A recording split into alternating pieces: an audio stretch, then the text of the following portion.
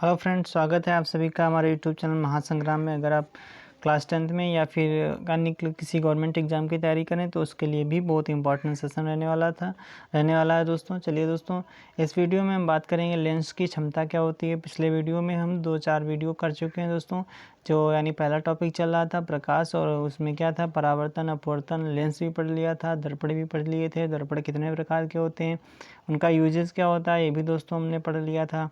और अवतल दर्पण क्या होता है, उत्तल दर्पण क्या होता है, और उत्तल लेंस क्या होता है, अवतल लेंस क्या होता है, उनसे प्रतिबिंब कैसे बनते हैं। अगर कोई मान लिया कोई वस्तु अगर मुख्य फोकस पर रखे तो कैसा प्रतिबिंब बनेगा। अगर मान लिया वक्रता केंद्र और मुख्य फोकस के बीच अगर कोई वस्तु रखी है तो उसका प्रतिबिंब कहाँ बनेगा। चलिए दोस्तों, ये सब देख लिया था। आज हम बात करते हैं दोस्तों लेंस क्षमता की। लेंस क्षमता क्या होती है।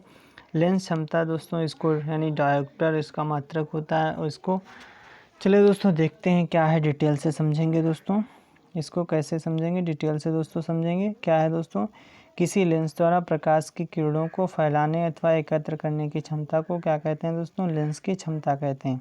क्या है दोस्तों, अगर कोई मान लिया है, ठीक, इसमें क्या है, अगर बात करते हैं कि अगर कोई लेंस है, ठीक, तो अगर उसके प्रकाश के किरणों को अगर फैलाने और सिकोड़ने के यानी फैलाने और एकत्र करने की जो क्षमता होती है उसी को क्या बोलते हैं दोस्तों, उसी को हम लेंस की क्षमता बोलते हैं, यानी कि क्षमता बोलते हैं दोस्तों। और इसका मात्रक क्या होता है दोस्तों, लेंस की क्षमता हो गया। और किसी लेंस द्वारा प्रकाश की किरणों को अपसरण अथवा अधिसरण करने की क्षमता को लेंस की क्षमता कहते हैं दोस्तों। वही है, एक ही चीज़ बोलते हैं। यानी अगर फैलाने को बोलते हैं अपसरण, और दोस्तों इसको क्या बोलते हैं, अभिसरण। ठीक है, चलिए दोस्तों, इसे किससे डिनोट करते हैं, इसे डिनोट करते हैं पी से डिनोट करते हैं। अब पी बराबर फार्मूला क्या होता है दोस्तों, पी बराबर फार्मूला होता है 1/f होता है। ठीक है, अगर मान लिया किसी लेंस की क्षमता हमको पता करनी है तो हमको फोकस दूरी पता होनी चाहिए, यानी फोकस दूरी पता होनी चाहिए। तो लेंस की फोकस दूरी अगर पता है तो हम उसकी यानी क्षमता को, लेंस की क्षमता को हम पता कर सकते हैं। इसका मात्रक क्या होता है, लेंस की क्षमता का मात्रक दोस्तों क्या होता है, डायोप्टर होता है। ठीक है, यदि किसी लेंस की फोकस दूरी क्या है दोस्तों, 1 मीटर हो तो तब उसकी लेंस शक्ति 1 डायोप्टर होती है। इसे डायोप्टर को डी से डिनोट करते हैं, यानी डायोप्टर को किससे डिनोट करते हैं दोस्तों, डी से डिनोट करते हैं। चलिए दोस्तों, ये टॉपिक कंप्लीट हुआ, और इसमें क्या सब कुछ हम पढ़ चुके थे दोस्तों। अगर आप हमने हमारे वीडियो पिछले नहीं देखे तो उनका देखकर आप अध्ययन कर सकते हैं, अच्छे से पढ़ाई कर सकते हैं दोस्तों। चलिए दोस्तों, अब हम एक टॉपिक कंप्लीट हुआ। कंप्लीट होने के बाद हम कुछ शार्ट आंसर वाले, शार्ट क्वेश्चन वाले जो यानी 1 लाइनर होते हैं, और यानी जो 4 ऑप्शन वाले होते हैं उनका भी डिस्कशन कर लेते हैं। और दोस्तों जो यानी लॉन्ग वाले थे उनका पहले ही हमने डिस्कशन कर चुके हैं। और चलिए दोस्तों, आप शार्ट वाले देख लेते हैं क्वेश्चन किस टाइप से क्वेश्चन मोस्ट इंपॉर्टेंट क्वेश्चन है। चलिए दोस्तों देखते हैं पहला क्वेश्चन क्या है। पहला क्वेश्चन है, प्रकाश का वेग सर्वाधिक होता है, यानी प्रकाश का वेग किस माध्यम में सर्वाधिक होता है। इसका कहने का मतलब ये है कि प्रकाश का वेग सर्वाधिक किस माध्यम में होता है दोस्तों, किस माध्यम में होता है, निर्वात में होता है, यानी निर्वात में होता है। निर्वात में कितना होता है दोस्तों, 3 × 10⁸ मीटर पर सेकेंड होता है दोस्तों। कितना होता है, 3 × 10⁸ मीटर पर सेकेंड होता है। चलिए दोस्तों आगे देख लेते हैं, आगे क्या है, प्रकाश के अपवर्तन की क्रिया में, प्रकाश के अपवर्तन की क्रिया में कौन सी भौतिक राशि अपवर्तित रहती है, कौन सी भौतिक राशि अपरिवर्तित रहती है दोस्तों, कौन सी रहती है, आवृत्ति रहती है, यानी इसमें कोई चेंज नहीं होता है दोस्तों, ये बिल्कुल सेम ही रहती है। चलिए दोस्तों अगला क्वेश्चन देख लेते हैं। अगला क्वेश्चन क्या है, किसी समतल दर्पण पर प्रकाश की किरण अभिलंबवत आपतित होती है तो प्रकाश यानी प्रवर्तन कोण का मान क्या होगा दोस्तों, मान क्या होगा, 0 डिग्री होगा दोस्तों। कितना होगा, 0 डिग्री होगा। अगर कोई समतल दर्पण है और उस पर क्या होती है, अभिलंबवत पड़ती है, ठीक है, तो आपतित होती है तो प्रवर्तन कोण कितना होगा दोस्तों, 0 डिग्री होगा दोस्तों। चलिए दोस्तों अगला क्वेश्चन देख लेते हैं।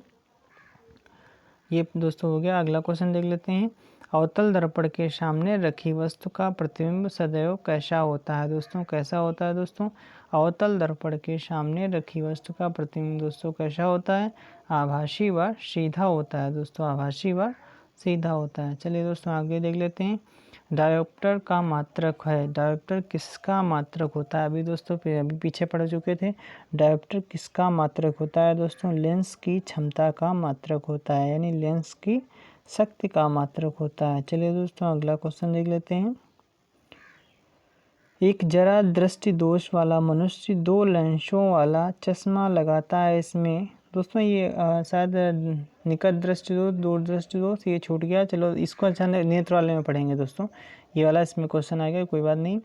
तो देख लेते हैं क्या कहता है। एक जरा दृष्टि दोष वाला मनुष्य 2 लेंसों वाला चश्मा लगाता है। इसमें क्या दोस्तों, इसका आंसर क्या हो जाएगा, ऊपर दोस्तों क्या हो जाएगा, नीचे वाला उत्तल लेंस और ऊपर वाला अवतल लेंस होगा, यानी द्विफोक्सी लेंस का प्रयोग करता है अगर जिसमें जरा दृष्टि दोष होता है दोस्तों। चलिए दोस्तों अगला क्वेश्चन, यानी धुएं ये दोस्तों कुआं होगा। यहाँ पे कुएं के आसपास किसी दूर स्थित प्रकाश स्रोत को देखने पर उसके झिलमिल करते हुए दिखाई देने का कारण क्या है दोस्तों, क्या कारण है, अपवर्तन होता है धुएं। ठीक है, चलिए दोस्तों अगला क्वेश्चन क्या है।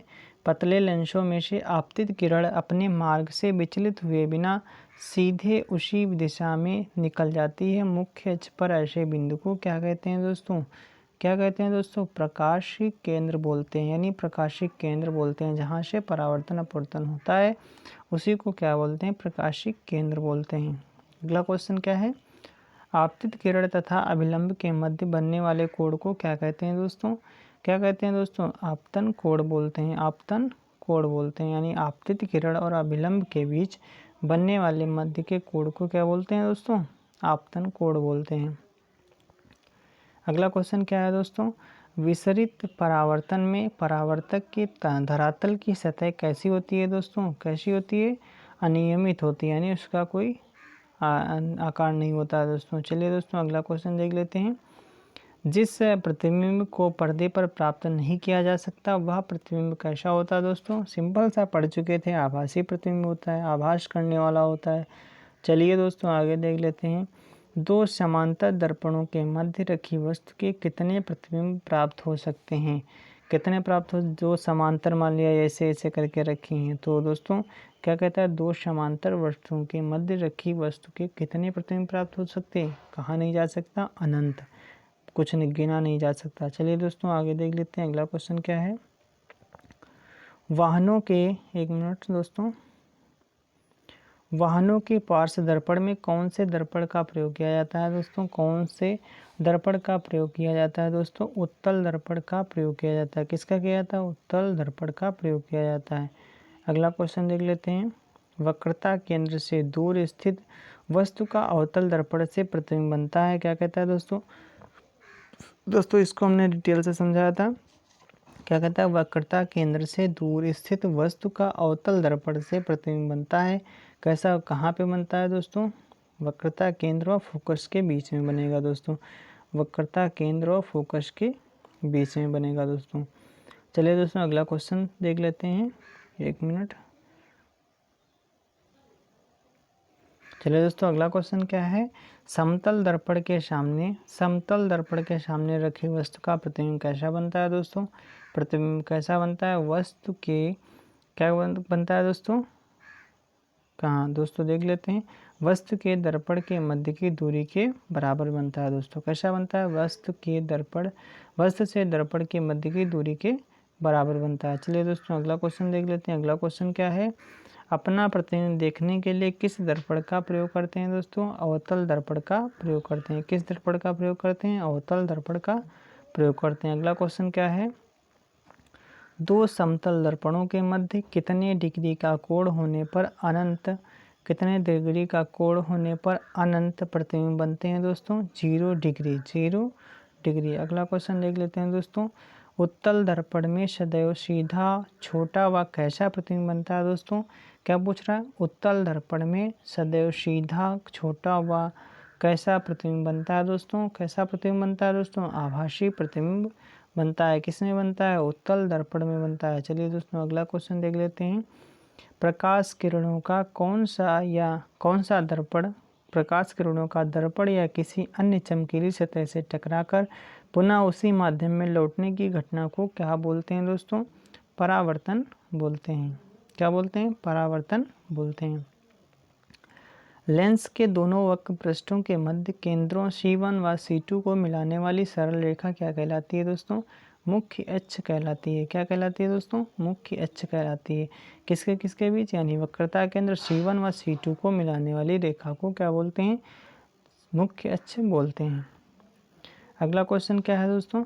किसी लेंस के मुख्य फोकस बिंदु एवं प्रकाशीय केंद्र के बीच की दूरी को क्या बोलते हैं दोस्तों? प्रकाशीय केंद्र के बीच की दूरी को क्या बोलते हैं दोस्तों? फोकस दूरी बोलते हैं। फोकस दूरी बोलते हैं। अगला क्वेश्चन देख लेते हैं।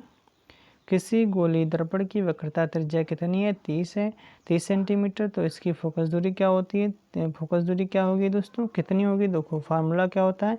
F बराबर R/2 होता है। वक्रता त्रिज्या दे रखा है 30 है, 30 को रख दिया बटे 2 कर दिया, कितना काट देंगे? 15 आ जाएगा। तो 15 ऑप्शन में है, कौन सा है? ऑप्शन नंबर 2 बिल्कुल करेक्ट हो जाएगा। किसी कांच की किरण कांच की पट्टिका पर लंबवत आपतित होती है। किसी प्रकाश की किरण कांच की पट्टिका पर लंबवत आपतित होती है तो अपवर्तन कोण का मान कितना होगा दोस्तों? कितना होगा? 0 होगा। 0 होगा। अगला क्वेश्चन दोस्तों फिर से इसको देख लेते हैं। क्या कहता है? यदि प्रकाश की किरण कांच की पट्टिका पर, क्या कहता है? कांच की पट्टिका पर लंबवत आपतित होती है तो आपतन कोण कितना होगा दोस्तों? 0 होगा दोस्तों। 0 होगा। चलिए दोस्तों आज के लिए इतना ही, और ये टॉपिक कंप्लीट हो गया दोस्तों। इसके क्वेश्चन भी करवा दिए। अगर कुछ क्वेश्चन और बचे उनको और यानी कल डिस्कशन कर लेंगे। फिर उसके बाद अगला टॉपिक स्टार्ट करेंगे। अगला टॉपिक है दोस्तों मानव नेत्र के बारे में। बहुत ही इंपॉर्टेंट टॉपिक है, बहुत ही इंटरेस्टिंग टॉपिक है। उसको आज जब पढ़ेंगे तो बहुत ही आपको आनंद आने वाला है दोस्तों। चलिए दोस्तों देखते रहिए। अगर आप हमारे चैनल पे पहली बार आए तो हमारे चैनल को सब्सक्राइब जरूर कर लें ताकि आपको रोज़ाना वीडियो मिलती रहे। चलिए दोस्तों आज के लिए इतना। Thank you.